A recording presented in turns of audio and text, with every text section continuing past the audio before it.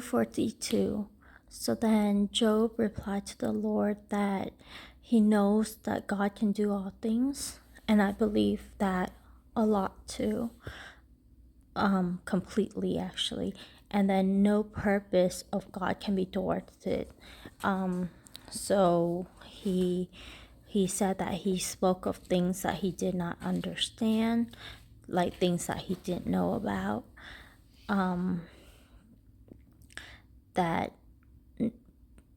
that his ears have heard of God, but now have his eye have seen you. I think it's like having that direct conversation with God, and he's despised himself and repent in dust and ashes.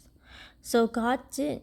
It's interesting to note that God didn't answer any of his questions, like why he still doesn't know why God allowed this to happen to him, but he repent because of who God is, and that he knows the character of God, that God is just and God is present, and that somehow he has some plans for what's going on. And then but then in the epilogue, God actually said to his friends that they have not spoken truth about God as my servant Job has. So I wonder why God said that, because when they were trying to defend God, like they were like, yeah, like they were trying to defend God, because Job is saying, oh, he is righteous, but God's hand has been heavy on him and inflicted him. And so when they heard that, they were trying to defend the character of God, that God wouldn't do such a thing, that God is the righteous, God is wonderful. So I wonder what made God say that they did not speak truth about God. Like, he didn't say that they didn't speak truth about Job, which they didn't. They didn't know the full extent of it. But he said that they have not spoken truth about God. So I don't understand that part. I'll research it. But Job prayed for them, and then the Lord accepted Job's prayer. And it's also interesting to note that after Job has prayed for his friends, that the Lord restored him.